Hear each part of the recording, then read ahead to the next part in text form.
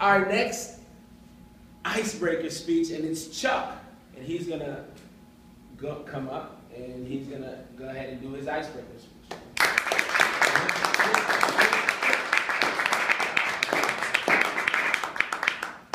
Hey guys, thanks for braving the weather.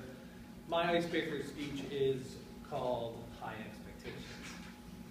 The 50-let Probuddy is a Russian icebreaker. I figured I'd talk about icebreakers. It's 524 feet long, it's 98 feet wide. It can go through 10 feet of ice at up to 30 miles an hour. Now what does an icebreaker ship do? It clears the path for what's coming in behind it. Sometimes it has a safe course, sometimes not so safe course. But everybody in life has an icebreaker in their life that clears a path for them. Again, some safer, some not so safe. In my life, my icebreakers were my parents, who had high expectations. Now, my mother had quite a nature of her. And she was a coal miner's daughter who grew up in Kentucky. And my grandfather died in a coal mine cave. But one thing that he wanted to be sure of was that his kids never had to mine coal with their hands like he did back then. So for that reason, he encouraged them to go to college, have high expectations. So my mom got done with high school at 16. She went off to college. Now my mom finished college. She was the valedictorian of a not so big of a class, but she had a double major in physics and math. Now in the 40s, very few women went to college, and only 5.3% of women actually finished college.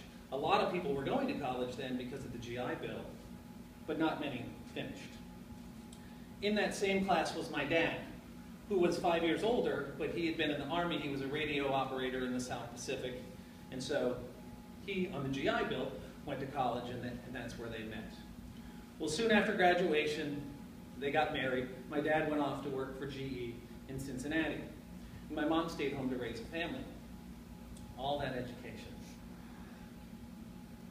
Raising the family for the next 12 years, my mother was pregnant for 7.5 of those years.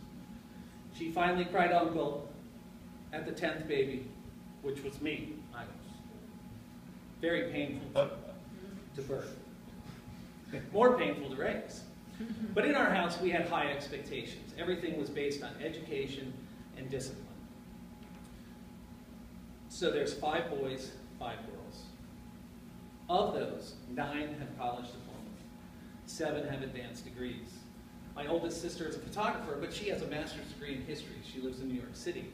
My sister, who's a year older than me, is a professor at Boston College. She's got a doctorate in business from the University of Michigan and 2 master's degrees.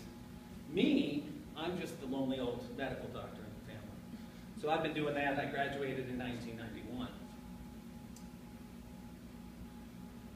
Our life was, a lot of discipline, but the good thing was when my older brothers and sisters got older, they drove my dad freaking crazy because they started to have a life of their own and make their own decisions. So my dad was kind of distracted, so I could be kind of the rebel. And one of the great blessings in my life was my best friend who grew up across the street from me. His parents owned a roller skating rink. And it's still in business 57 years later on Hamburg Street in upstate New York, near Schenectady. And he runs that roller skating rink. It gave me a lot of opportunities to socialize. And I got to be the DJ, because I was basically the owner's other kid. So, I just thought that was kind of cool. But I got to develop a great love of music. And, music from the 80s, I'm pretty spot on at Name That Tune. But at my house, again, education was always important, as well as discipline. You must have discipline. And high expectations, obviously. So, off to college I went. First in upstate New York, and then my parents moved to South Carolina, where I went to Francis Marion College, now university. At the end of college, I didn't know what I was going to do. I worked for a living. And it was sitting on a roof, upside down, nailing in shingles, sweating, where I thought, well, I definitely don't want to do this for the rest of my life. So I took the MCAT, I went to medical school, and that's gosh, so 16-hour days for 4 years, really competitive. They say it's the hardest thing is to get in, but it's a lot of work. Residencies, 100+ hours a week, plus studying for another 5 years. I did anesthesia and pain management. In pain management, you learn a lot from your patients. You know, they say you become what you think about. Well, these people only think bad thoughts all day, all night, except for a few. And a few you see turn around and you wonder, and I learned a lot of lessons from them. What are they doing? With that information, I improved my lives, helped them along the way. And I also helped my kids. I got 2 kids, they're 25 and 19, both doing really well. My daughter was a world-class speed skater. She was 2nd at the junior Olympic level when she was about 15. My son's at NC State, about to switch to Chapel Hill.